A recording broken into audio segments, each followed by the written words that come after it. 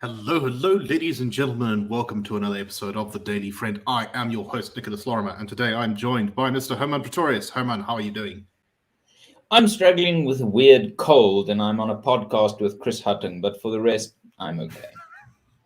My condolences on both counts. And also joining us today, Mr. Chris Hattingh. Chris, how are you? Doing well, thanks, Hermann. I can help you with one of those, and it's not the latter, sorry. Fantastic. But let's talk about something that's not fantastic, and that is the country's financial situation. I believe we talked a little bit about this last week when this note kind of came out from Treasury, from the Finance Ministry, with Finance Minister Enoch Godongwana really raising red flags about the state of the country's deficit. Treasury's plans for how we were going to stabilize the debt around 70% of GDP have been blown completely out of the water. And the tax intake is much lower than expected, and the deficit much higher than predicted in Treasury's planning. And this note was circulated to various government departments by Enoch Godongwana's office, saying we really need to start looking at cutting government programs, putting a moratorium on hiring new people, that kind of stuff. And we talked last week about how this looks like it's going to put the ANC in a difficult position. You know, are they going to pay the public sector, or are they going to pay grants? Because at the current rate, it looks like they might not be able to do both without some serious consequences. Well, over the weekend, the ANC discussed these issues, and there was a lot of pushback. Apparently, according to reporting over the weekend, the cabinet was not really that enthusiastic about this idea of cutting government programs or reining in spending, or not going deeper into debt. And there was a comment given to the media by the minister in the presidency where they said that cabinet wasn't looking at cutting any government programs. The minister, she said, quote, "We do not want to create the impression that there is a crisis in South Africa and that the country is going to collapse. South Africa is not going to collapse." Hermann, this is like the political equivalent of being an ostrich and putting your head in the sand, I think. No, it's the equivalent of being an ostrich and then trying to find the sand, but only finding a fire and then putting your head into that. The problem here is if they didn't want to create the impression that South Africa is in a crisis, then they shouldn't have been crap at their jobs for the last 15 years. I mean, that's what created the impression, and the impression is rather accurate. It is astounding. It is truly astounding that this is the sort of rhetoric that comes in response to Godongwana's warning. Now, Godongwana has never been a fiscal hawk. He has a history of not being a fiscal hawk until he actually became Minister of Finance. And then gradually he became a fiscal hawk to make sure that the fiscus is stable. So this isn't coming from some ideological point of wanting to cut government expenditure to make some Thatcherite point. This is a man who has, for the longest time in his political career, been in favor of large state spending. If that guy starts saying, how about, we pump the brakes a little bit and apply just a bit of hesitancy and circumspection here, then you need to know that there's actually something going massively wrong. This isn't Trevor Manuel, who I remember as a pure Jew with a Thatcherite hairdo and a Thatcherite handbag saying, oh, look, we're practically all Thatcherites now. This isn't the Trevor Manuel who insisted that we run a budget surplus for 3 years that happened to coincide with economic prosperity and economic growth unknown to South Africa for the last 30 years. This is a guy who really is looking at the pragmatic state of his balance sheet and coming to the same conclusions as Tito Mboweni just a few years ago when he was standing in Parliament with his bloody aloe vera plant or whatever it was, and trying to explain to the rather thick ANC MPs what a sovereign debt crisis is.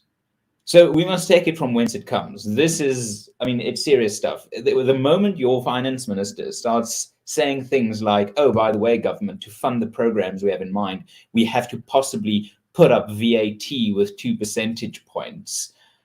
I mean, then you know you're serious. And the fact that the idiots in cabinet can't actually bring themselves to realize there's a problem stems from, I think, 3 places. Number one, it's the National Democratic Revolution. Ideology must trump all reality. Number 2, there are many sub-intelligent beings in that body that we call a cabinet. And number 3, Mr. Ramaphosa himself has allowed the idea of modern monetary theory to enter and infect the economic and fiscal thinking of the presidency. So, you know, pick your poison. We've got 3 of those, and they're all, you know, pretty toxic to the fiscal health of our country.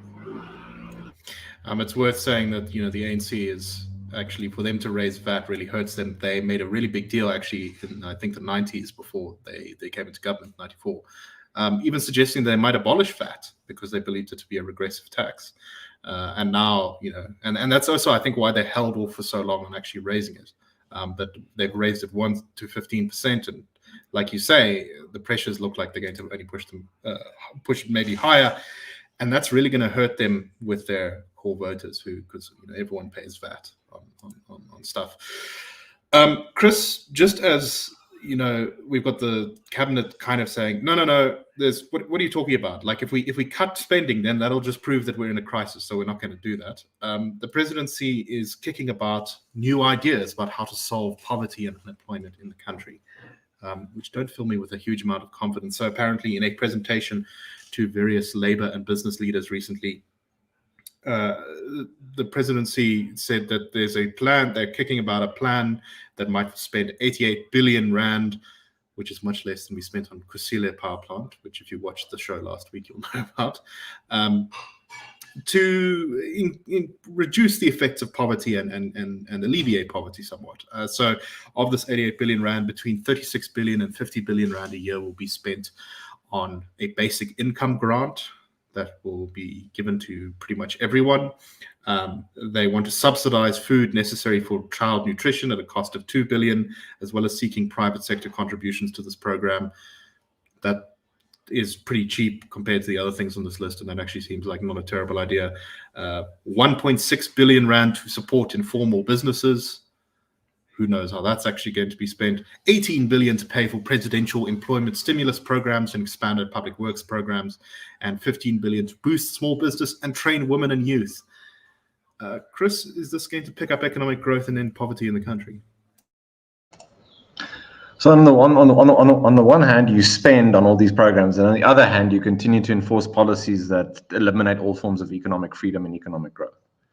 That to me is not necessarily a contradiction of this government, but just where it finds itself. So you want to give people these measly grants of 350 rand, as it is at this point in time, force people into dependency on the state.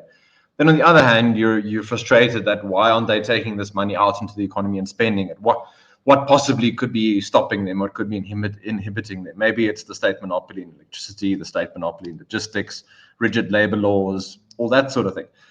You know, it's this idea of a developmental state in the rhetoric and wanting to capacitate growth versus, on the other hand, implementing policy that is fundamentally destructive and makes economic freedom and economic growth almost impossible, as it were. The only way that you sort of navigate around it is by engaging in illicit markets, as it were, and completely bypassing the state. That's not the kind of life, I think, that one would hope politicians and bureaucrats want people to live, but based on their actions, perhaps it is. So I think it's trying to plaster over deeper issues. It's trying to not address root causes.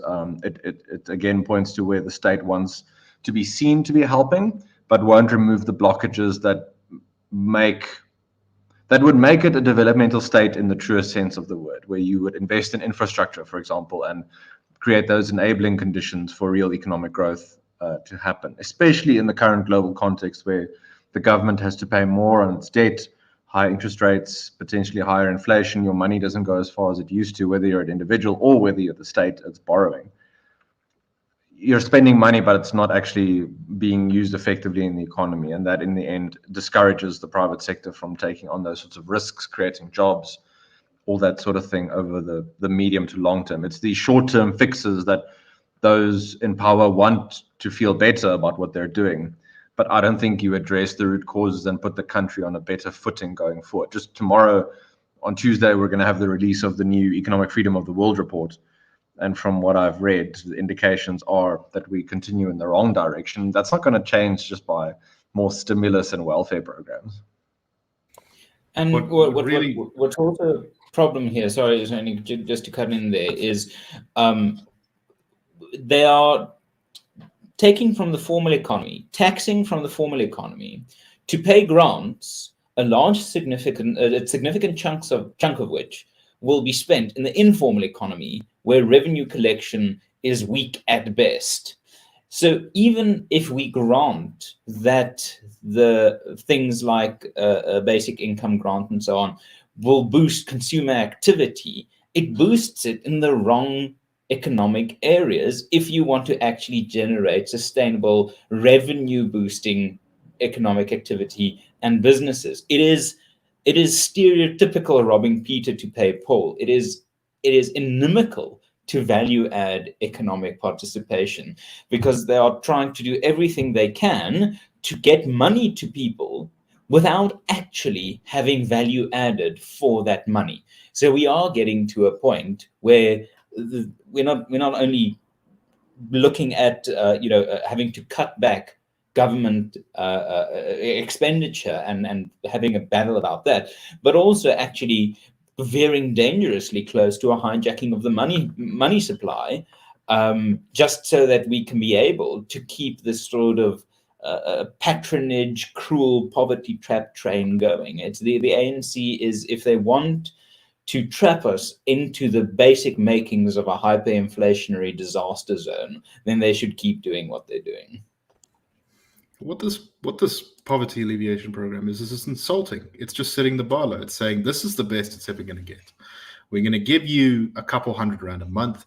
We're going to pay you less than minimum wage to do an expanded public works program. And that's our plan to alleviate poverty, not to grow the economy, not to change your life, not to bring you into the middle class. Here's some stuff before the election. Now, please vote for us. It's small-minded. It is insulting, I think, to South Africans, and it is not going to work. It's going to make a few people's lives a little bit easier, but it will not solve the major social and economic problems in this country, even by a little bit. In fact, one of the things listed in this plan is, however many billions it's going to cost for administration of each of these things, and we all know that that's going to balloon, like all these government programs do. Horrid. And the government needs to do a lot better if it actually wants to begin lifting people out of poverty and changing lives in this country. Okay. Sorry, Nick, just to add a last point on burying your head in the sand, it's almost as trying to change the facts of reality. It's like you're ignoring missiles raining down on your submarines in your Sevastopol port and not imagining that those are being destroyed. It's on a similar scale, I think. Indeed. Okay, let us move on to our next topic. And this is something we have talked about quite a lot, I think, since the beginning of the year, and that is political murders. There's a special feature currently actually on News 24 about the number of political killings, particularly in the Nongoma municipality, which has seen a really bad rash of political killings recently. So about 150 politicians have been murdered in KZN since 2011, almost all of them councillors, and at least 19 KZN councillors have been shot dead in the province since September. In Nongoma municipality, which is in rural Zululand, the IFP is the biggest party in that municipality, followed by the NFP, followed by the ANC. Things are looking really grim. Of the 45 members of the municipal council, the councillors, only 2 are not in hiding at the moment due to the rampant political killings. So we've had all sorts of people shot dead during a church sermon. There was an ACDP councillor it happened to. Most of the victims are either IFP or NFP or ANC councillors across the province, although there has also been an EFF councillor and an ACDP councillor who have been murdered. Apparently, people in the areas where these killings happen refer to them as tournaments, and that when there's a hit out on you, it's called a tournament. And there is fears that this is only going to get worse as we approach 2024. Now, I don't know the details of this, but according to this story, there was a court order which in this Nongoma municipality prohibited the NFP from standing in by-elections for various wards. I don't know what the details of that are, but the net result of this has been that because the NFP can't stand for some of the wards that it controls, there's an extreme incentive for politicians from the ANC and IFP to assassinate NFP members, because then they get to contest the ward without the NFP being able to stand, which is just crazy.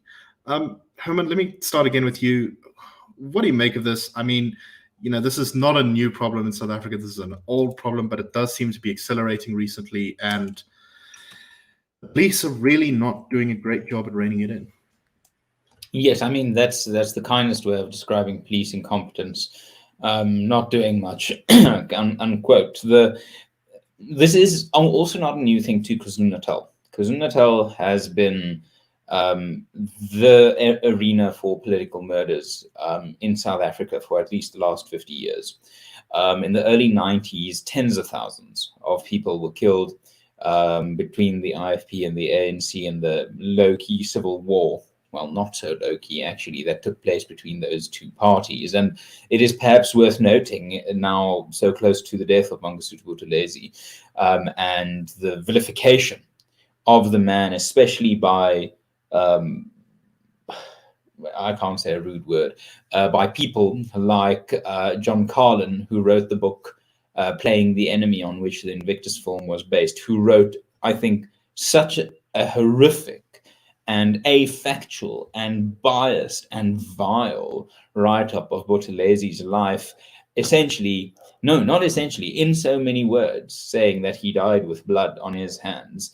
It just illustrates the disconnect between propaganda and reality, and how exquisitely brilliant the ANC was at propaganda around the struggle years, making the IFP out as the agitators when there was plenty of blame to go around, because as we look at these stats, it's the IFP councillors and the IFP politicians who are the main target of these sorts of political killings, at least within KwaZulu-Natal, of course, where they are a significant rival to the ANC. But on a further point, this is an inevitable outflow of a few factors. Number one, political violence that has been normalized through struggle culture, through the ANC accepting the People's War strategy as a legitimate means of struggle, of political activism. But it is also an outflow of the patronage state, where you have this opportunity to enter the patronage system through local representation, contracts, tenderpreneurship, which of course makes those nodes of entry into the patronage system worth killing for.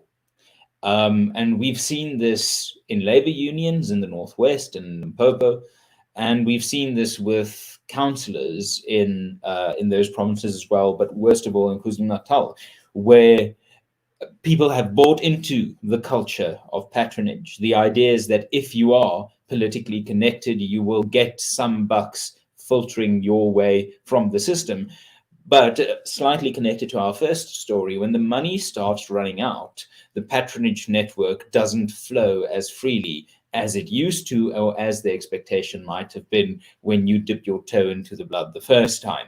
So then there's this incentive to become more aggressive in asserting and taking control of more lucrative points in this patronage network.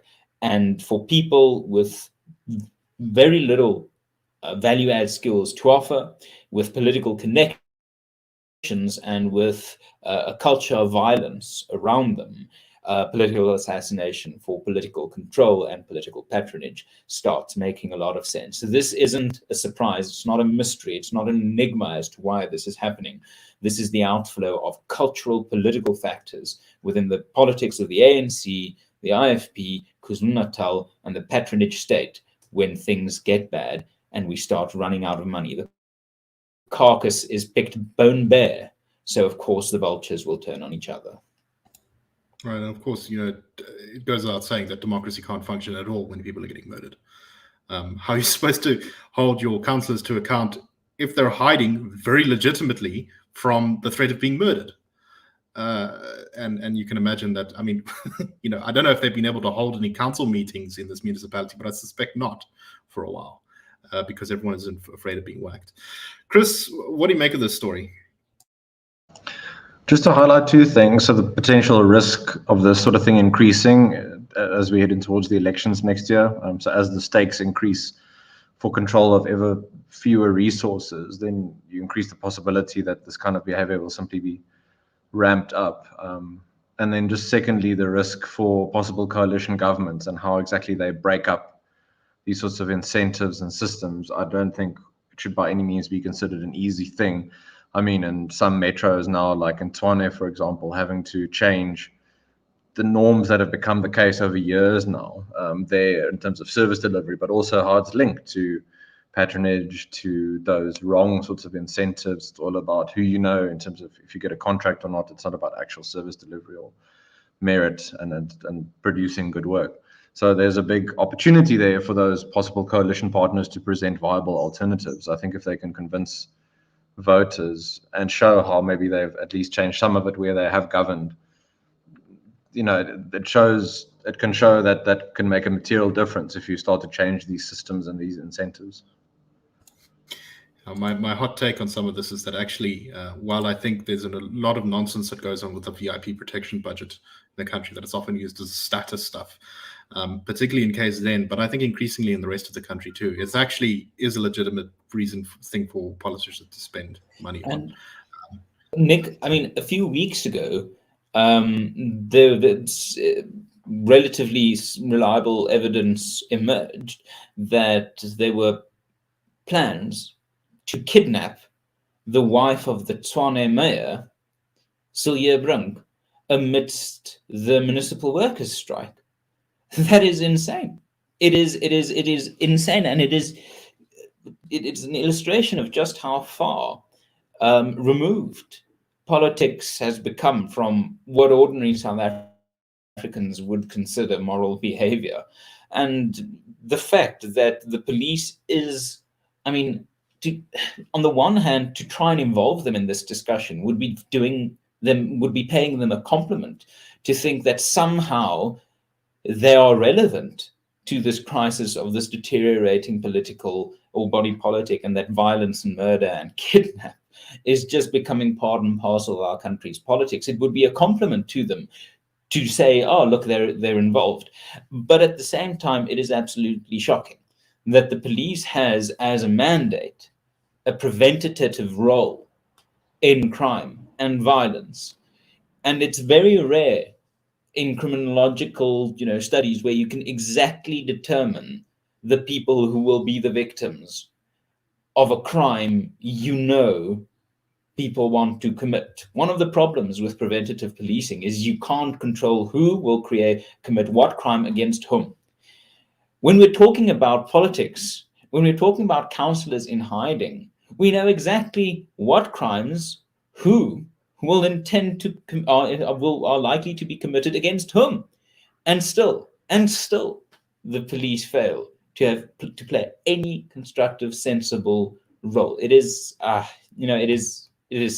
shameful. It is shameful, and there's a reckoning coming for people like Bheki Cele, who one day, I'm bloody sure that the wheel will turn and it'll grind to a pulp those people who committed and who allowed this to be committed. And the political big cheeses of the ANC over the last 15 years, they might sleep well for now, but I do pity them 10 years from now.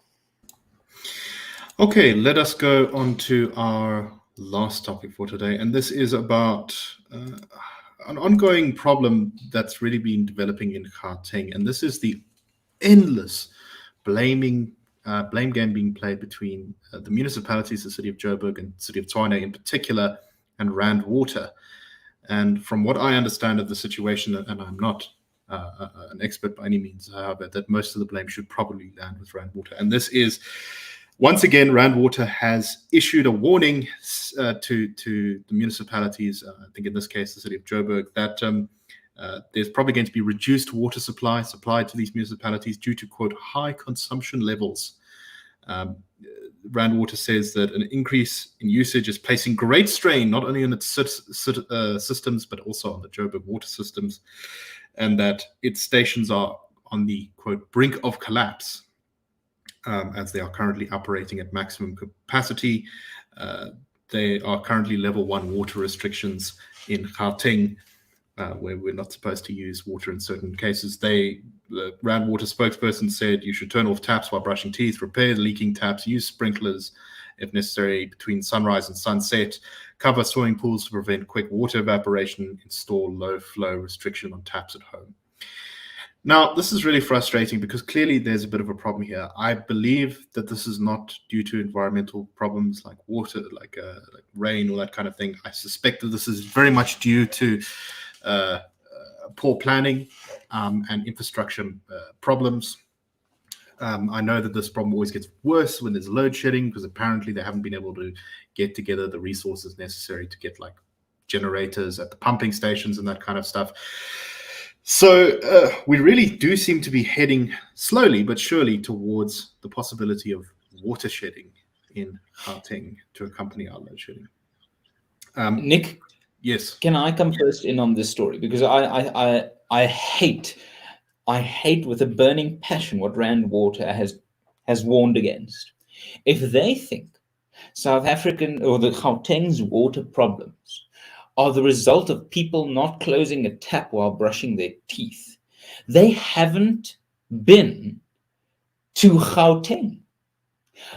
For the few months earlier this year, when I wasn't at the IRR and I was working for a political party, I had to deal with situations in Mfuleni where residents would tell me that their kids wait for coal to come during the night so that water droplets can form against the walls of shacks, under pipes dripping, so that they can put little Coke cans under those dripping points so that they could have some fluid to drink the next morning. That's the level that we're dealing with here, where I can't remember what it's not respiration, it's condensation, where these people are so desperate for water that they rely on condensation caused by the changes of temperature within shacks and around metal pipes to just have water.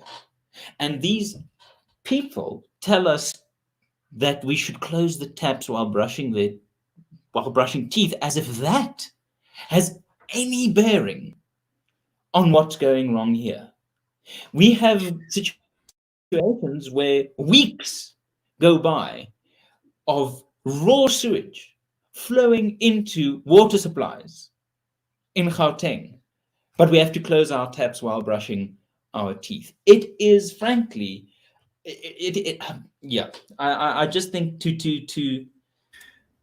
I don't know. Well said. And this is exactly why I'm bringing this topic up, because it feels a lot like about how Eskom talks about load shedding. We know the causes of load shedding. We know that they're due to bad policy. We know that they're due to corruption. We know that they're due to things like that. And yet there's so much of the messaging is focused on, well, no, actually it's your fault because you use too much.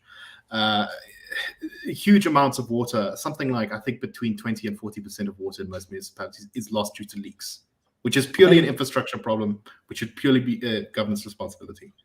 And you know what? We have, in Gauteng alone, we have lost the rate of loss of water channels to flow from the various places, even if it is for irrigation, over the last 20 years ranges between 300% and 500%. That's the level of infrastructure loss we're dealing with. And then Rand Water would come and say, sprinklers, brushing teeth.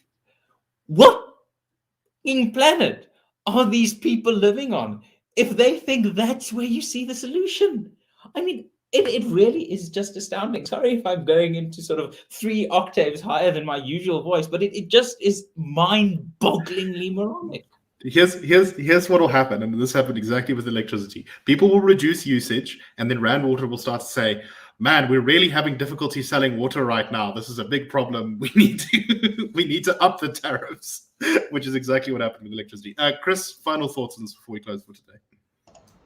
No, I don't think anyone could say it better than Hermann has today, and it puts pay to all the lip service around the state wants to care for people, it wants to help them, it wants to fix or alleviate some of the legacy of apartheid and colonialism, which the ANC government is now rolling out again as the reason why everything is so bad. So after 30 years, that's why it hasn't managed to help so many millions of South Africans with the very basics of sort of a quality of life that we would expect for everyone as a basic human being. I think Rand Water at the moment, the state of it indicates worse to come for those in Johannesburg. So don't be caught off guard by that sort of thing. It would be remiss of me with my CRA hat on to not say, don't expect this to affect you in more serious ways in the coming months and years, because that seems to be Johannesburg's future in general. Right, and if the opposition does take over Gauteng after the next election, this is going to be one of the things that they need to start on right away, is getting our water supplies working properly and so we can stop having this issue. Okay, that is all the time we have for today. Thank you very much for watching. We hope that you found this show interesting, and we will be back tomorrow with the Daily Friend Wrap. I will not be here on the last 2 episodes of the week because I'm going on holiday, but my colleagues here will hold down the fort in the meantime. So anyway, hope you all have a wonderful day. Cheerio.